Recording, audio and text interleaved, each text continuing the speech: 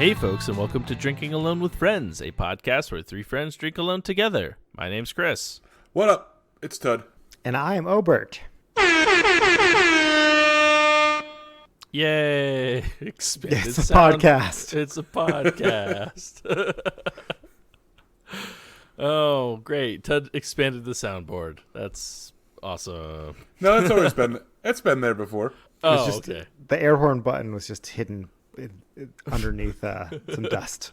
Exactly. Oh, okay. All right. It's always been there. Got you. Got you. My soundboard list is like 200 things long. There's 200? So many songs. Yeah. Oh my God. Surprising considering we hear the same three every week. That's what I'm saying. I only have like 5 about beer.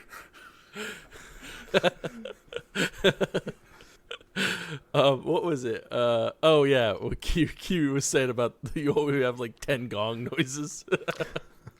There is gong there are 1, too 2, many 3, gong 4, noises. and 5. There are too many. Yeah, there's a lot of gongs. Pete 1 through Pete 5.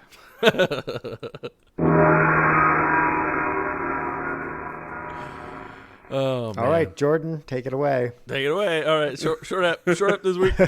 Easy Wow. edit. We're doing all an hour of handles this week. Okay, Chris, you start us off. No, it's my nightmare. Wow.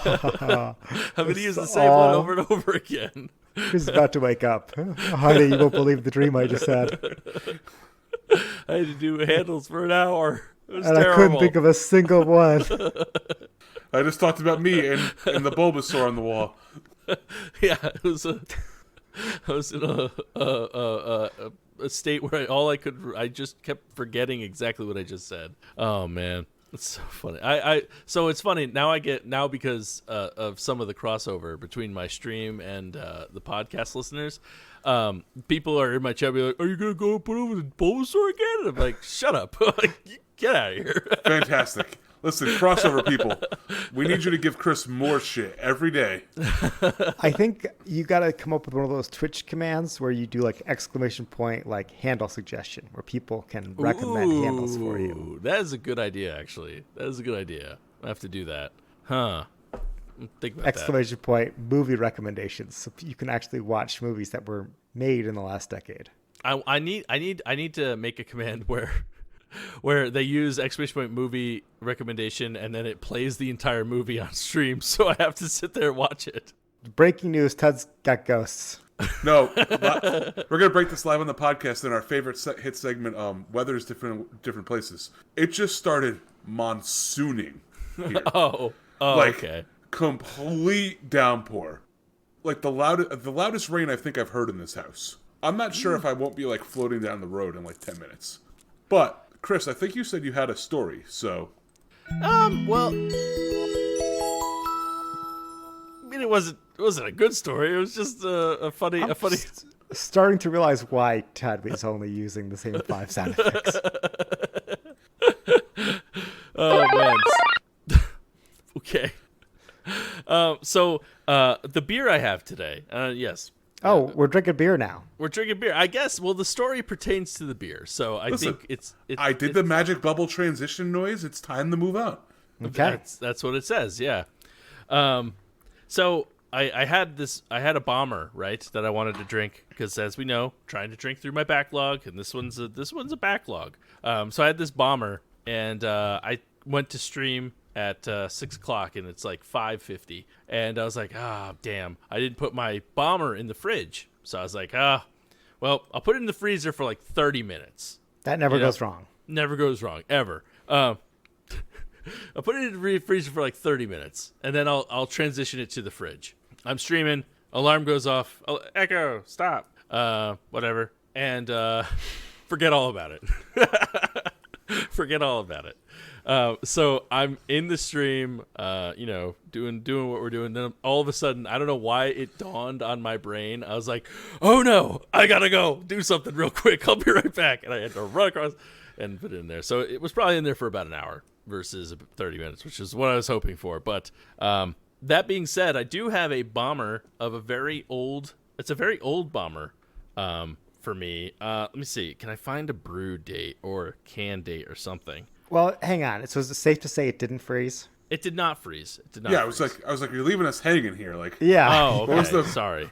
you have to complete the culmination of the story. Yeah, it And did now not. it's perfect temperature, and And- Chris lived happily ever after. Everybody was fine. The end. The end. Yeah, no, it did not freeze.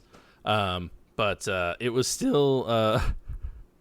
Oh man, it was just funny. I had to get up and run across the room. I was like, no. But this is it doesn't have a date, which is sad because I know it's older. I bought this when I still lived in Connecticut, so we're talking at least 3.5 years, I guess, or 4 years, at least 4 years. Has it been that long? Wow. And it's from an amazing brewery, Trillium Brewing Company. Okay. And it is Day and Night, which is a blonde barley wine style ale with cold brew coffee. So, Wow, what a here it is. combination. I know, right? You know what? I think I have one of these. I think we were together when we bought this. I think because so too. I bought this at what's that package store that's up there? The Yankee Spirits in Massachusetts. Yes. We yes. bought it. So we bought it the day after we went and sat out in front of Treehouse for out. It was like, I think it was like President's Day or like some cold Dentist holiday. Day. Yeah. Yeah.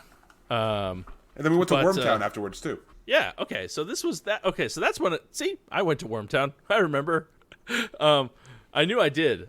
So yeah, it's been sitting in my closet, I guess, for 4.5, 5 years, maybe. I don't remember exactly when it was, but I decided to bring it to the podcast. I love barley wines. It is a 10%er, and it is a bomber. So it's gonna be a big night for Beer Dad. So let's see how it goes. Hopefully it doesn't, like, when I pop it, it freezes instantaneously or whatever, you know. Well, also exploding. Yeah. At the same time, oh no! Now I made myself nervous. Now, okay. Well, I wish that didn't we work. could have Tud do this at the same time. That'd be cool. If I was given some heads up, I would have probably done the same thing that Chris did. Well, I mean, now we can do a patron follow-up at some point. I'm enjoying the smell right now. Just straight from the bottle, the smell is very nice. Does it smell like coffee? It does. It does have a nice coffee smell to it. Pours very nice. It looks dark because my lighting's a little dark. It's like an amber color. It is clear. Well, it is a blonde base, right? Yeah, it is. Yeah, it's a blonde barley wine. So that explains the see-throughness. Yeah, It's a yeah. technical term. There's some floaties in there, but being so many years old, I'm not surprised. And I mean, it does smell very good. I'm very excited because we know I like barley wines, but it's got that typical barley wine smell to it with like a nice layer of coffee. Smells really good. Doesn't smell too strong. I know it says 10%, but I don't get a lot of smell in the alcohol. The head's already pretty much gone, so -2 points for that. But yeah, I'm pretty excited. So let's see how this 4.5, 5-year-old beer holds up.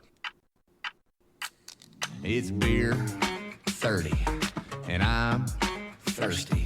I've been working like a dog all week long, so maybe something cold won't hurt me. 'Cause it's beer 30, and it's time to party. Yeah, baby. What was that?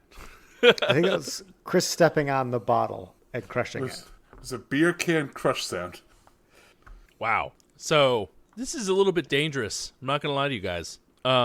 It has aged extremely well. And I don't know if you're supposed to age these kind of beers. I did. Why not? Does it say don't age on the bottle? I think a barley wine, you're good. Pretty safe, yeah.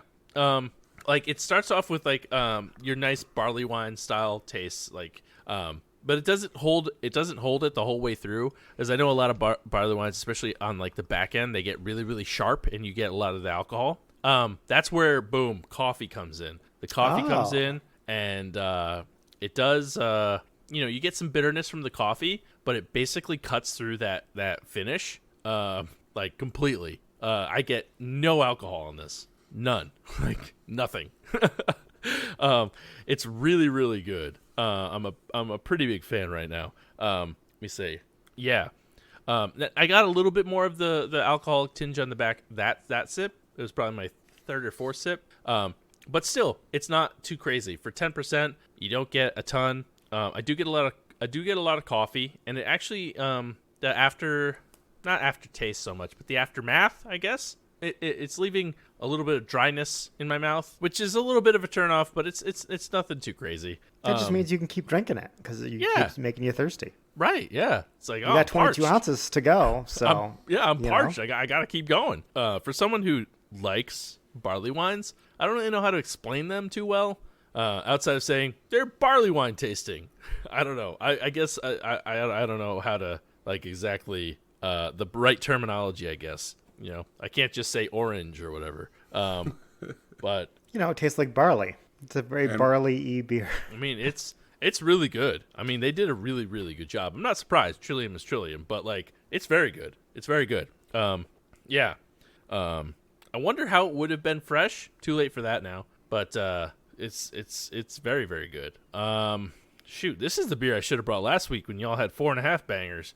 I'm gonna give this one a pretty strong 4.5. Like, I like barley wines. It's kind of made for me, I think. The coffee flavor is nice. Nice roasty coffee flavor that cuts out some of that alcohol bitterness or alcohol bite at the end, but you do get some bitterness from the coffee. I enjoy it. I'm a fan. So well done, Trillium, as always. It's been a long time since I've had a Trillium beer too. I think I missed it a little bit. Yeah, I missed that place too. It's so good. It's so good. I too also miss it, and I've been to Boston recently and still have not gone. I feel like that's a me problem. It is. I think so. I mean, it's not a me problem. Yeah. Yeah. Don't worry, guys. It's not a you problem. I think it's a me problem. Yeah. Well, it's like we talk about it all the time. I live 90 minutes, not even, from Asheville, and I haven't been in years. So that's true. That's a COVID problem. You live closer to Asheville than I live to Boston. Gotta go back. It's gotta happen. Anyways. Well, I before we do the review, I gotta ask, how is the clearing out the beer fridge coming? Or the backlog, the closet, the beer cellar. It's going pretty good. There's still quite a few in there, so I still have some old school. Like some of the OG Fox Farm releases and some Stubborn Beauty releases, a few other things that I have in there that they've been in there for probably anywhere from 3 to 5 years, it seems. So I mean, we're getting there. I still have some more to go. And whatever I've amassed recently is I have the new beer is over here behind me. And then the stuff that's probably over a year old is in the beer cellar. So, but it's going pretty well. And honestly, it's been a really nice experience, going through and I'm using them on the podcast. So I feel good about that. I'm trying to convince myself that the podcast is a special occasion and they're perfect for these beers. So hey, I drank a $65 bottle of beer last week. So that is very true. Yeah, well, with the way this thing's probably worth $1,000 now, probably. Good thing I still have one unopened. Oh no, factory sealed, unlike Chris's. Oh dang! I'm just gonna sell part of the bottle. If anybody wants this, $50. Wow, the steep drop off there once you open. Yeah, once you drink like those over toys half that of you it. take out of the package. I'll even pour my glass back in, so you get a little bit of backwash. So $60. Some Chris DNA in there. But no, it is very good, and I'm excited to. I have a few other ones I'm excited to try. I'm just waiting for even bigger occasions, bigger podcast occasions to happen. So, all right. So you gave it a strong 4.5. Yes, I did. What do you think? Actually, I'm surprised at the number of check-ins here. 10,286. Wow, I am also surprised by the number of check-ins. Were you expecting more or less? I was expecting less. I thought it was going to be maybe. I mean, I guess a long time ago. I'm sure they made a lot of it, or it might be a release that they do often. I don't know. That's what I'm thinking. I'm assuming this is one that's a regular from them. Dang. I can see this beer being polarizing I enjoy it. I'm built to like barley wines. But it is Trillium, which does play into the hop pipe thing. Barley wines are tough. They're tough to grade, even when Trillium makes them. Now that being said, I don't think I've seen like any Trillium beers less than a 4. Like I don't know if it's ever happened. And maybe it's probably this one. This probably blink twice if it is. I'm gonna go with what my gut. I'm gonna say it's a 4.14. Solid guess. It is a 4.14. Perfect. Nice. Yep, got it perfect. 4.08. Ah, damn it. Okay. All right. I'm okay with that. I'm glad I didn't go 4.26 like I was thinking originally. But that's the thing. That's the power of Trillium right there. This is a polarizing beer. If Joe Schmo's beer shop released this beer, it would be a 3.87. Listen, why you got to knock on Joe Schmo's I know. Come on. beer shop? Joe's just trying to make a living selling some Listen, beer. I would like it. I would enjoy it. He's just Joe Schmoing and beer shopping around, and Chris is shitting on his product over here. Oh man, I'm so sorry. I want to issue a public apology to Joe Schmo's beer shop. But that was a good deduction, though. The factors between Trillium and barley wine kind of cancel each other out there. Yeah, it is tough. You know what? I'm happy. 0.06, I'll take it. The door is left ajar, I would say. Not quite swung all the way open. But Hopefully I come right in and slam it shut. well, let's hope you don't, and you leave that door open. Tud, you're For up. me. No. Wait, no. And neither does Over, too. It's just a door that 3 guys can't close. It's right. Ober, I say this week, Ober, I think we should tie this week. Okay. We each get a tally mark, and Chris gets none. So, my beer this week, I was inspired by Chris's beer choice. Oh, snap. Oh, so that's why you were gone for so long. You had to dig it out of the cellar. So this is a little bit different. But it is a barley wine. Okay. But it's also a stout. A stoutly wine. It's a stout barley wine with marshmallow, vanilla, Oreo, and blueberry. That's not a barley wine. That's crazy. That's what is that? It is called Forgetfulness and Oblivion. And it is brewed by my friends over at Barreled Souls in collaboration with some brewery that I was going to say, that sounds like a Stargazer deal where they just like throw the kitchen sink in.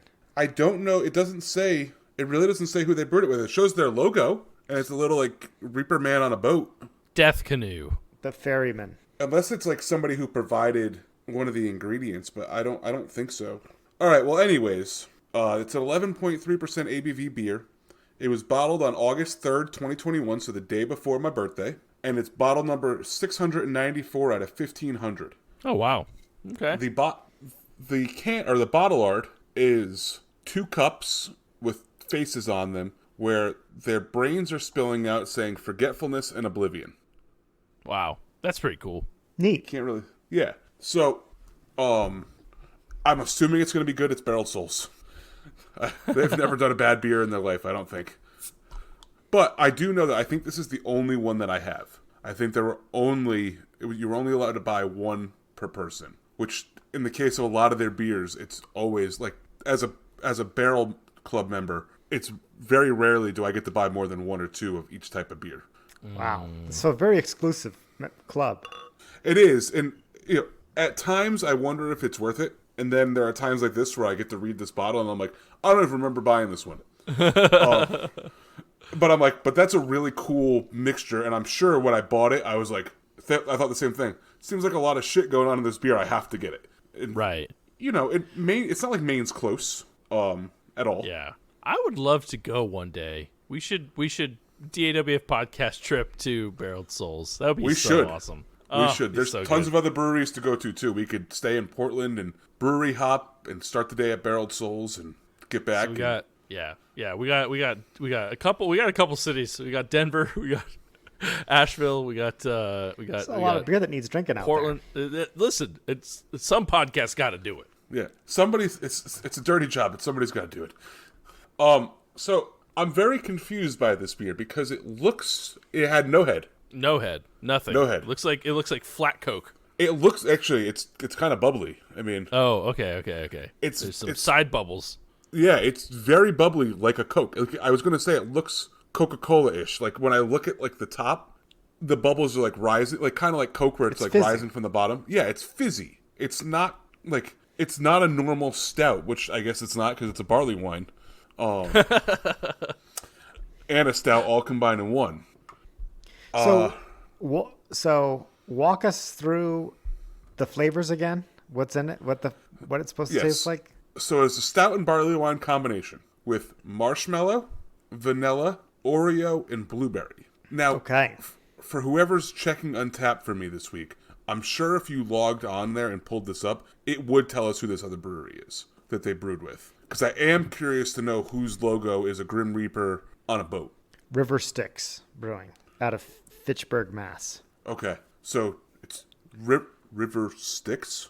Yeah, the river, the Dead Cross, and that's the guy on the boat who takes him there. Ah, I didn't know Greek mythology. I didn't know that was a thing. STYX, like the band. Is that why the Great band is band. called Styx? Like that? Mm-hmm. Huh. Listen, So much. listeners, minds just got blown. Mind singular. I guess, yes, that's true. Mind singular. So River Styx at a Falmouth, Mass, you said? Fitchburg. Fitchburg, Mass. Okay. So collaboration with them. Let's dive on in and see what this tastes like. I'm very curious. There's a lot of shit going on here. Again, it's marshmallow, vanilla, Oreo, and blueberry. There's a lot going on here. I don't even know where to begin. All right, so let's start first. It is clearly a Barreled Souls beer. It's got that Barreled Souls carbonation level to it, which, you know, the one thing I'm not fully sold on with Barreled Souls is their carbonation. It's always slightly, in my opinion, overcarbonated. But it also makes their stouts extremely drinkable because of the overcarbonation. It's very sweet. Almost, I'm not gonna lie, it almost has a little bit of Coca-Cola flavor to it. Like it's got like that weird super sweetness that Coca-Cola has, and that's obviously one of the key ingredients of Coca-Cola is vanilla, and that's kind of where this vanilla is kicking in with the blueberry to create that sweetness, and the marshmallow, I guess. And the Oreo. Yeah, I guess all three. The sweet, Yeah. yeah. You can't act like Oreos don't have sugar in them. Right. Nah, they ain't sweet. It's very it coats the mouth very well, like that sweetness. It sticks on the tongue, and it's definitely more of the blueberry sweetness than like, you know, the earthy tones that you sometimes get out of blueberries. It's everything in this beer is sweet, but it's not overpowering. Which, as for as sweet as it is, it's not sickeningly sweet. Like, you know how you have a stout that's so sweet that you're like, ugh. It's good. You know, it hides the 11.3% ABV really well. Don't taste any booze at all. I don't know if this is barrel aged. You would think with Barreled Souls it probably is barrel aged, but the bottle does not say that. Just souls, no barrel. This is part of their Bottled Souls collection. Well, that's helpful that they have the River Styx. They probably caught it mid-river Yeah. and shoved it in the bottle. They just throw some bottles off the boat and then just pull them back up, full of souls. It's definitely, the back end is definitely a lot more blueberry sweetness than everything else. I get no Oreo. Maybe it's just like the chocolate flavor of the stout where the Oreo's shining through, but other than that, I'm getting no, there's no like cookiness to it at all. I could see that being a tough flavor to pull out because you already have the vanilla, which is like the other part of Right. Oreo Yeah. that you might taste. And I'm pretty sure Oreos have vanilla in them too. Not just like the cream. Yeah. Yeah, Right, not just the right, cream. right. So it's like double dose of vanilla plus the blueberry, and then the marshmallow. I think the marshmallow just kind of gives it that stickiness, that tongue stick that I'm talking about, because you can't taste the Oreo and the marshmallow are basically non-existent as far as flavors go. Right. Which is a shame, because I was really hoping to get some like cookiness out of here, and maybe it's too cold. It's possible that it's too cold. Yeah. It was in my kegerator, which I think is colder than Chris's beer fridge. It's very cold in there. Well, you said it's not sickeningly sweet. I am worried if that's going to change also as it warms up. I feel like it's only going to get sweeter. I wonder that if that's the case too, and I will be curious. I'm gonna slow sip this one just because I do want to see what it's like when it's a little bit warmer. If I wasn't trying to compete with Chris on the barley wine scale, and I was like, oh, I have one of these, I can bring it kind of as like a theme type thing, then I probably wouldn't have drank this one. If I was going to drink it, I probably would have pulled it out of the fridge sooner rather than later. Overall, it's really good. I do like this. I like the mixture of the vanilla and the blueberry. The stout barley wine kind of makes it a little bit thinner than thicker. It's not like that stout thickness. The barley wine kind of half that. I kind of wonder if at some point in time, like the barley wine was brewed with some of the ingredients and the stout was brewed with 2 other ingredients, and they were mixed together. I'm just wondering how they would do that, but it's me just talking out loud. Really good beer. I think I'm gonna give it a 4.25. Granted it's too cold. Maybe a 4.5 if it was a little bit warmer, but this is the beer I'm drinking as of now. As far as Untappediverse, I think I'm probably in the ballpark. People love barreled souls. So 0 to 5 bottle caps. Yep, we learned their bottle caps in that little mini sense. I'm gonna stick close to what I gave it. I'm gonna give it a 4.26. Well, I mean, unfortunately, if you go by the River Styx Brewing entry, you're way off. You're 0.26 off. It's a 4.52 on that entry. So I don't know. It seems to be what it's gonna be. Wait, I'm so confused. What? No, the River Styx entry. I will say this, that there are 334 people who've checked it in under the Barreled Souls check-in. Okay. right. Yeah. And there's 62 that did the River Styx Brewing entry. Okay. And my bottle's from Barreled Souls. Well, I mean, no, but I mean, like, you don't want to. So now that we've told you the number of check-ins, I'll give you a chance to change your guess if you want. Did I get a perfect score? Like, what's going on here? No, your point. It's a 4.27. Chris You're is just 4.27. Oh, son of a bitch! That's the second week in a row. 1 off. Yeah, it's pretty close. Yeah. Now, I think we should average them all together and see where it ends up. It's the same beer. I mean, No, fair. because what happened is they poured their barley wine into the stout versus the River Styx. They poured the stout into the barley wine. So it's a different beer. You got your chocolate and my peanut butter versus you got my peanut butter and my chocolate kind of Exactly. scenario. Exactly. So interesting. I'm off of some Reese's. So you're not messing with me. There really is a River Styx version of this beer. Well, it's a River Styx check-in of that beer. That'll often happen with collaborations. Is they'll each put one in. Yeah, I just find it weird that it says, on the bottle it actually does say brewed and bottled by Barreled Souls. I was just giving you a hard time. No, I'm very so that's pretty cool. I didn't know that was out there. Sometimes the collabs will do that. They'll each have one of the same. So I wonder if there is a label of a River Styx label on that same beer. Wouldn't that'd be kind of cool? That would be really cool. I'm really upset that I'm off by 0.01 though. I'm so close. I just want another correct score. I mean, like, you're just leaving the door wide open for Obert now. Like, Yeah. It is true. It's wide open. Wide open. An elephant Wide can walk open. through the store. Real quick, and I think I sent you guys a snap about it, but like, I have a Barreled Soul beer in my fridge right now. They did a collaboration with Divine Barrel. I think you sent that. Yeah. And I was like, oh, neat. I know who this was. It's it's a stout, of course, with like coconut in it. Yeah. But it'll probably be the best coconut stout you've ever had in your entire life. it actually was pretty good. Dana had one, and I kind of like slipped on it because she doesn't drink 11% beers as much anymore. And it was pretty good. I mean, even with the coconut, the raspberry jam did a nice job trying to mute it out. So, but I thought it was pretty neat. I was like, I've heard a lot about these guys. I've had a few of their beers. Like, this is pretty cool that they did a collab like that. So they are one of the best in the world at doing these barrel aged stouts. that's very true. But alas, I want to leave the door basically blown off its hinges. It's ready for Obert to walk right through.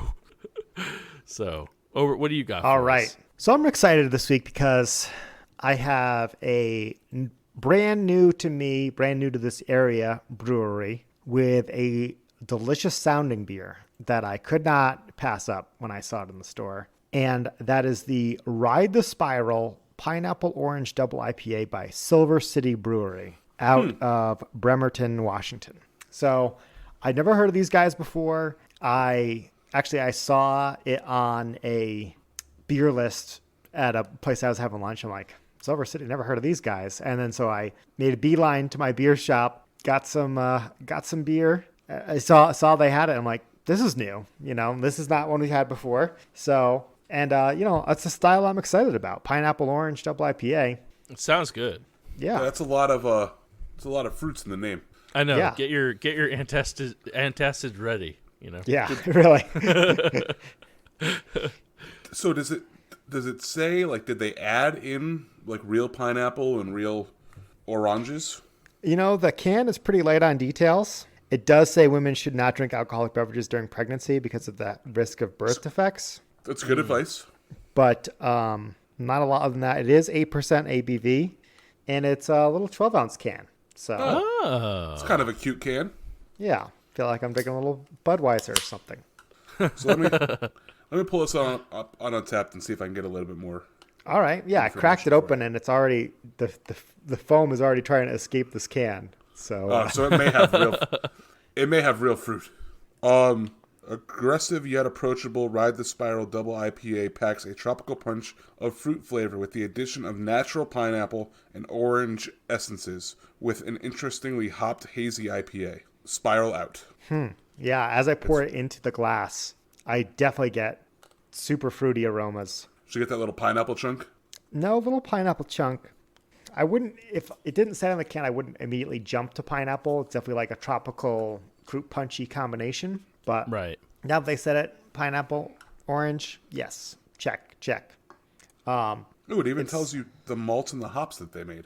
Ooh, nice. It does have a little floaties. It is hazy, and it is a nice darker hue than some of the IPAs we've had on the show, some of the New England styles. This is definitely more of that double IPA, I think. I'm already kind of guessing is maybe a little bit more of a West Coast than, but that could just be the orange too that's making it that darker color. Yeah, It's a Untapped has possibility. it as a double New England style. Oh, okay. Well, like I said, super fruity aroma. So much so that I want to drink it all before the smell dissipates all the flavor, because that's how it works. So, yeah, I'm going to dive right in. I drink the beer from the glass, but that's boring. That's good, ooh yeah, that's more like it, keep pouring. I have the German accent, and so of course I love beer. But how much can the good hold? 1, 2, 3, 1, 2, 3 beer? Nice. How much beer can it hold? I don't know. It could definitely hold this 12 ounce amount of beer. That's true. Right away, it reminds me of if Magic Hat number 9 was an IPA. Interesting. Oh, okay. I get those same tangerine flavors that I get in a Magic Hat, which I like Magic Hat. It's a good one. I remember you used to be a big fan of that in college. When I think of Magic Hat number 9, I think of you going to a college party with your Magic Hat number 9. For whatever reason, it sticks in my head as like an Obert thing. I could see doing that. I feel like that was probably Tina, but I would have been right there with the number 9s as well. It's a tasty beer. Definitely the best beer Magic Hat makes. I don't know. It never struck a chord with me. Maybe now that I'm older, more refined, but I don't know, for some reason. I haven't seen Magic Hat, like, maybe it's just I've just glossed over it, but I don't think I've seen them in a package store in years. Yeah, same. I kind of want to, like... They don't distribute to Montana, but... I kind of want to go, like... I think I have to go seek them out now. Maybe I'll bring a number 9 on the podcast. There you go. If they're still distributed in Connecticut, so how do I know? Yeah. So getting back to the flavor of this beer, I don't know if it's just a little too cold because I didn't take it out of the fridge until after we heard Ted's excellent review, but it's not very hoppy. There's not I'm not getting New England vibes from this, other than the fact that it's very fruity for an IPA. I'm not getting like a super aggressively DDH dry hopped bonanza of hop goodness. It's like I said, very much more the fruit than the hops I'm tasting. I think the best IPAs are the ones that have hops that taste like fruit as opposed to fruited IPAs, if that makes sense. Which it sounds like what you're saying is has real fruit in it. It does have real fruit. It's also brewed with Citra and Amarillo. Okay. Yeah. I'm not getting, like I said, a ton of that Citra. Amarillo is much more of a mellow hop. I could see that being in this hop profile for sure. Overall, though, it's good. This is not a beer. It's very much clashes with what you two brought on the show today, because this is light for being 8% ABV, much more of the crushable lawnmower beers than we have sometimes than, a barley wine.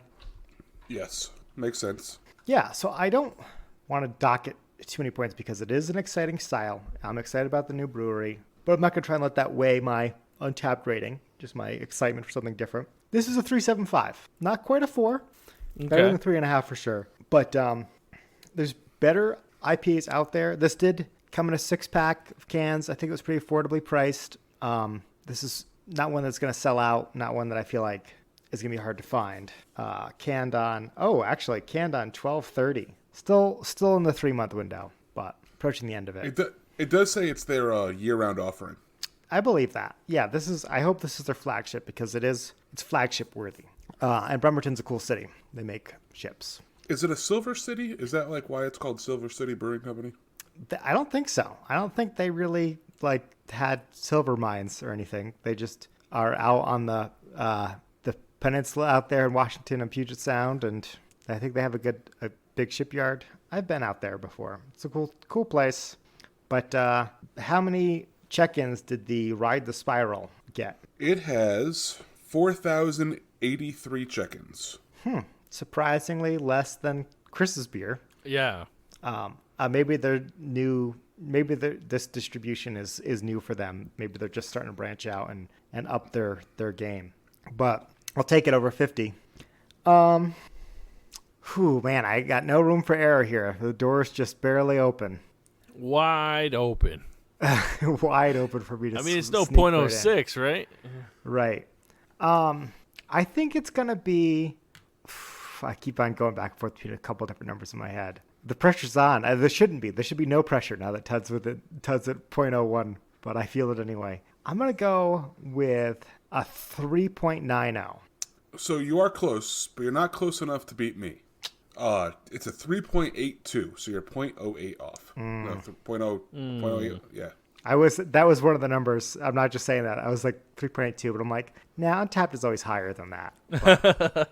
So I guess this was kind of a swing and a miss if Untapped only given a 3.82. Yeah, that's sad. Yeah, more in line with my rating of a 3.75. Mm-hmm. True. I thought, that was my. I was like, stick with the 3.75. Just say 3.75. Yeah. See what happens. But all right. I guess. I mean, unless we counted it from earlier when I said that we should just mark it on the board when I did it because it was so close. Like in the grand scheme of things, when you look at time as a whole, 0.06 is not very much at all. But you know what's even less? It's 0.01. No, 0.01. Nope. Well, I mean, basically they're the same if you think about it. And that makes Tud is tonight's man of people. And as I put this tally mark on the board, I want an update on this slightly warmer Barreled Souls beer. Oh yeah, yes. There we go. And then re-rate it. So I've been thinking about how to, as it's gotten a little warmer, what else to add here. And the only thing I can say right now is that so far the flavors have not really changed. I'm still getting no like Oreo cookie flavor. Maybe a little bit more chocolate, but I don't know if that's the stout itself. I don't know if that's the Oreos doing that. It has gotten a little thicker. That's definitely something that's happened as it's warmed up. It's become a little bit more stouty instead of barley wine. And as that carbonation maybe fizzes out a little bit, that might help. No, that carbonation's still there. Okay. Barreled Souls is very good at that, keeping that carbonation around. It's the weirdest thing. Like, I don't. You haven't had this type of. You haven't had a barreled soul stout, but Chris, you've had it and you've tasted it. Yes. It's a strange thing. It does. The mouthfeel that they have due to the carbonation is.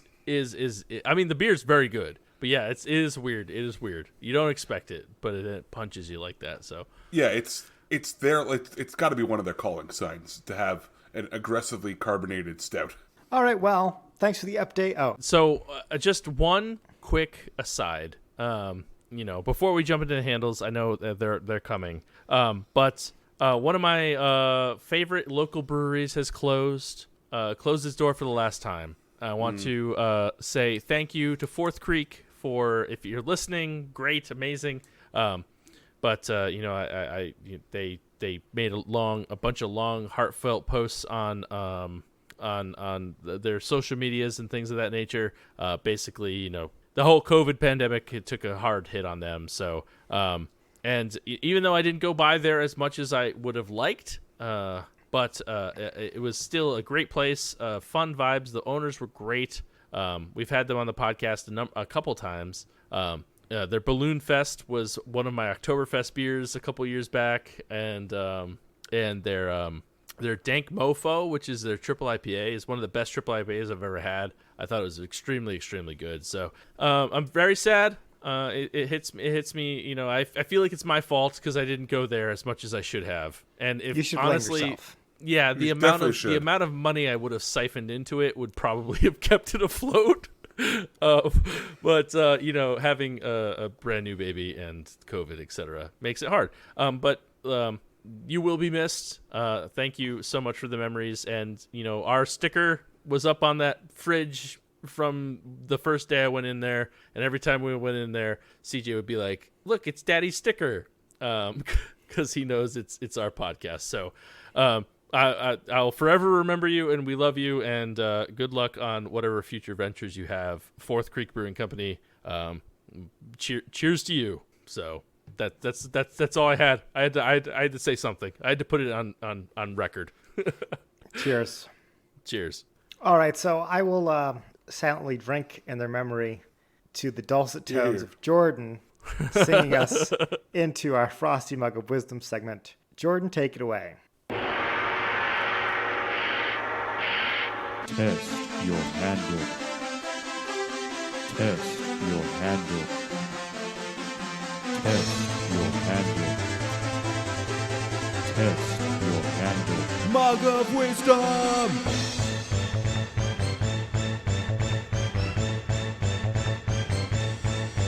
Drink.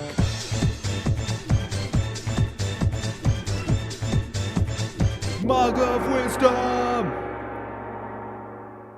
One day we're going to have to get Jordan on so he can perform it live. There we go. Oh, man, it'd be like when a wrestler's entrance music is done live. Exactly. Oh, man. All right, well, thanks again, Jordan. And it is time for our Frosty Mug of Wisdom segment. We fill up a metaphorical mug out of our freezer with literal advice, goodness, shout-outs, praise, and admiration. And this week, Tud, with an incredible 100th of a bottle cap off from a perfect score. Can't believe they're bottle caps. Yeah, there was a little bit of a discussion on the Discord. People are also not believing they're bottle caps, but they are. Tud, man of people. Honk, honk, honk. Honk, honk, honk, honk. Honk, honk. Honk. I'm going to give it to Chris first. Obviously. As is tradition. All right, so this week I want to put over a YouTube channel, but one specific portion of it, a YouTube interview that I saw recently. And this is, if so you're a a YouTube wrestling video. A YouTube video, yes. Okay. Yes. And this is one that will appease to your wrestling fans more so than, well, pretty much wrestling fans. Okay, but along, I don't know. For those of you that don't know, I don't know if I put him over before, but Pat McAfee has his own show on YouTube. It's on. He just signed a huge deal with somebody, but Pat McAfee is the next punter for the Colts. FanDuel. I thought it was FanDuel. I couldn't remember. It's either that one or the DraftKings. I don't know. They're all the same. Anyways, so Pat McAfee was ex-punter for the Colts. He's a very loud, funny individual. I enjoy him quite a bit. Also, a commentator for WWE SmackDown now. But he's a very fun personality to be around. And recently, I stumbled across one of the videos where he interviewed Vince McMahon. So Vince McMahon himself was on the podcast. He doesn't do a lot of interviews, from what I understand. So he hasn't done one in 12 years. Yeah, so it was kind of a big deal, and it was very, very interesting, especially from a wrestling fan's point of view of like how he looks at how the business runs and like what his mindset is on like what he feels like makes him successful and things of that nature. And like it was just a really, really cool interview. So I mean, if you're a wrestling fan, check it out. But even if you're not, it is still very entertaining. It's a very good background of like the wrestling business and like just business in general, and like some of the stories that he was telling was like pretty cool. So we'll put a link to that in the show notes. But it's about an hour and 15 minutes, I think it is. But it's a really, really cool watch. It's a really good watch. So plus, I mean, that whole Pat McAfee cruise. They're something else. They're wild. They're pretty fun. Go Colts. So check it out. Pat McAfee interviewing Vince McMahon. It's a little bit long, but it is worth it. I was watching it it's pretty entertaining. So check that out. I think it's funny that you called it a YouTube show because like I believe it's a podcast that's just on YouTube. I don't know because like I definitely never. If it is a podcast, I only watch it on YouTube. It's PMS Show 2.0. I've started listening to it recently, like consistently. It's definitely on really every podcast app. I've been watching him for I guess like a couple years, like basically since about he started. Like he's so good. It's so fun. I enjoy it so much. He's very good. But that one specific part is my handle. Maybe I'll use the show next week. Use the one episode as the handle. Yep. Got it. And then I'm gonna go for the season, and then. Well, I will say I'm not a wrestling fan. I don't really know a lot about it, but Vince McMahon, he is a meme. Several memes, I guess. He is a meme. And it would be really interesting to hear just his whole perspective. And I don't know. It's not really my scene, but I'm intrigued. I'll have to go check that one out. Yeah, have you heard this should. interview, Ted? I did. I listened to it. It also made me go back and listen to the other interviews that he's had recently with Seth Rollins, Roman Reigns, Brock Lesnar, Paul Heyman. Yeah. I did that actually all today. So like the fact that this is Chris. It hits home for you. Yeah, the fact that Chris. Yeah, not so funny making Chris go first now, is it? No, it was pretty good. I liked it. Like I was like, wow, it wasn't like I just spent 3 hours or 4 hours of my life today listening to all these interviews. Oh man, yeah. Well, I that's did funny. it on a podcast app, by the way, through his podcast, fair enough. PMS Show 2.0. Well, you said 3.5 hours, which to us is like 8 hours because Ted listens to his That's podcast true. at like 2.8 speed or something. And listening to Pat McAfee at fast speed, He's fast. He's a fast talker already. hard. I can't catch up with him at 1 speed. That dude he reminds me of Jimmy Hart, like the mouth of the South, just going off. Oh man, it made me miss wrestling. I don't watch wrestling as much as I do, but as much as I used to. It makes me miss it. On a slight tangent here, AEW Revolution was last night, and it was fantastic. I gotta watch it. So I'm going to take the Frosty Mug of Wisdom now from Chris, and I'll use my handle. And my handle this week is the new movie, The Batman. It came out on Friday, March 4th. What was that? I just want to say I don't know what happened. I was supposed to know what happened from The Batman. Oh, that's right. That's right. I did say I was going to text Chris. I'll text you after this. But yes. So I even wore a T-shirt in celebration of my handle tonight. It's my Batman T-shirt. I have to go. So full disclosure. Last week my wife had COVID, so she was not able to come to the movies, and so I have to go back and see it again. And I'm intrigued to go back and see it again because I don't know how. I don't know. I'm still confused how it ranks up against like Batman Begins, which is for those of you who don't know, i.e. Chris, That's the first Christian Bale. No, I know Batman. that one. That one. Okay. Those Batmans I know. I know those Okay. Batmans. So it is. If it's not better than, I don't. It's not better than the Dark Knight. It's probably not better than the Dark Knight Rises, but it's on point to Batman Begins, if not maybe a little better. It's a different spin on the Batman story. Instead of Batman being this like playboy billionaire during the day and Batman at night, this is kind of when he's still he hasn't fully figured out how to be a billionaire. So he's still just basically the Batman. It's more of a Batman detective movie. There's a lot of crime solving and stuff like that, kind of diving more deeper into the comics of how the comics are actually written, where there's a lot of inner dialogue moments between Batman and, while he's doing things and trying to be a detective, and there's a lot of detective work. And towards the end, you can kind of see where he learns, like, he has to also have that other mask of Bruce Wayne in order to be who he needs to be for the city. It's an interesting take. I was very skeptical with Robert Pattinson being the new Batman. I still think of him as being a vampire from the Twilight movies, but he does fill the role very well.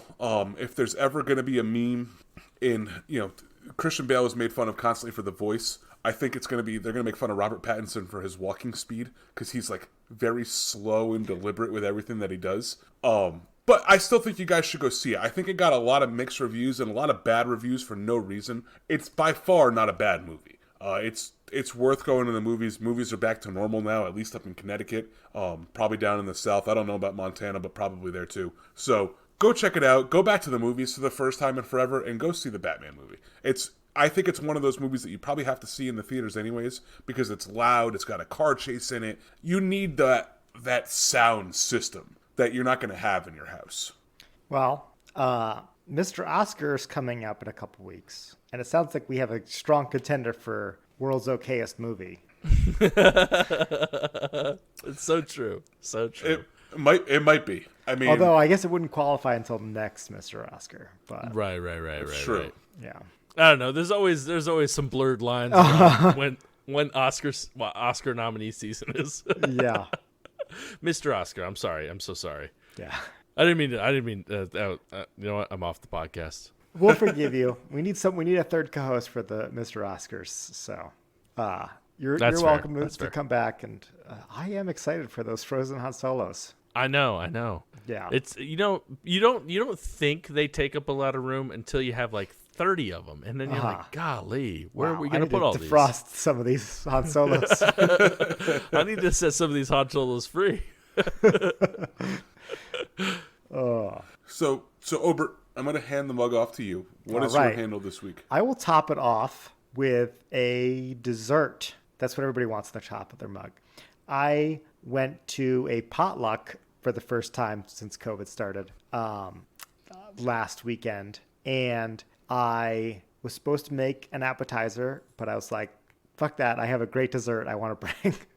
Because I found this is one of those recipes that you see going around online, and it's a Slutty cheesecake bar, but they really call it, Delish.com calls it Oreo cheesecake bars. I guess they're trying to be more G-rated about it. But it's one of those monstrosities, an abomination against God, that is amazing, because it's basically a layer of chocolate chip cookie dough, a layer of Oreo cookies, a layer of cheesecake, and then a crumbling of Oreos on top, cooked and then cut into bars. And I gotta say, I was proud that it was like the first thing gone at the dessert table at the potluck, because it was that popular and it was that amazing. And it was like you buy like the log of chocolate chip cookie dough from the refrigerated section. The cheesecake mix is just, cream cheese and some sugar and stuff. And wasn't that hard to make. Threw it together, let it set in the fridge overnight, and people went hog wild for them, clearly. I would say make a batch, cut some, save them for yourself, and then bring the rest to a party. Leave them there. Because you don't need a whole tray of these bars. And that was why I was like, this is the perfect chance I have to make something like this because if I leave these in my fridge, I'm going to eat like 10,000 calories of dessert this week.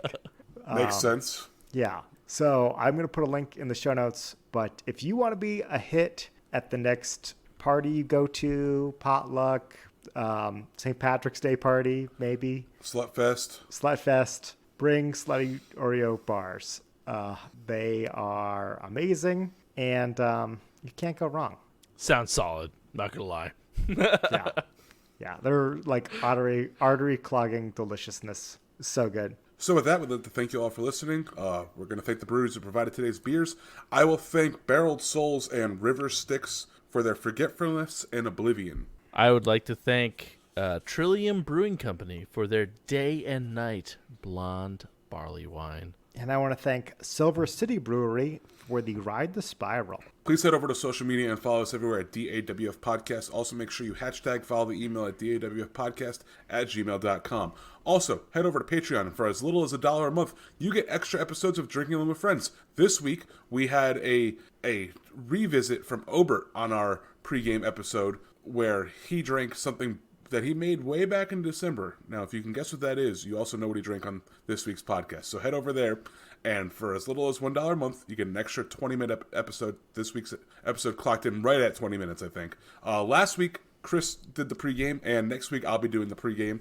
So, every week we kind of rotate where somebody drinks an extra beer or beverage or cocktail or whatever. It's just a different way to give you guys something else. So head over to patreon.com/DAWF podcast for that. Please make sure you head over to Apple Podcasts and leave us a 5-star rating and a review. It really is another way to help people find our podcast, and it is the best way that, for free, you can help this podcast grow. And don't forget and starting next week, we are going to be giving out the nominees for Mr. Oscar 2022. So make sure you tune in next week so you can hear all the nominees, and then please, make sure that you go on and vote on our Discord channel. So, nice way to plug the Discord there too. Head over to Discord, Drinking Alone with Friends, and join the conversation over there. Yeah, we're going to be sending out our official ballots to our patrons. Yes. As well as having voting on the Discord and the Instagram, where you can chime in and let us know what you think the best moments of the podcast were in the last year. Yeah. And it's important. It's important to point out that if you are a patron, your vote, it counts equally as the 3 co-hosts. So, for just $1, you get all that stuff Tud talked about, plus a heavy say in who wins 6-foot frozen Han Solos. It's a pretty big deal. It is. Pretty big deal. Think about it. Yeah, pretty heavy deal too. Yeah, I mean, Harrison Ford is not a light individual. Carburet's a pretty dense material. Yeah. Also that. And so with that, my name's Tud. My name's Chris. And I'm Obert. And remember, if you're drinking alone, do it with friends. Good workout routine. Working out with that Han Solo frozen carbonate. I'm just good way to get swole. Yeah, I mean, hopefully we can convince the LA Rams to haul them down the red carpet. After last year, I don't know. I don't know. The Bucks did it last year. And the Rams. Listen, you got Aaron Donald. He can handle 2 of them bad boys just right away. It's true. And it is a hometown crowd too in LA. That is true. You don't have to go very far down to Hollywood. Yeah. But it's gonna be exciting. Everybody's favorite time of the year, award season. Oscar fever.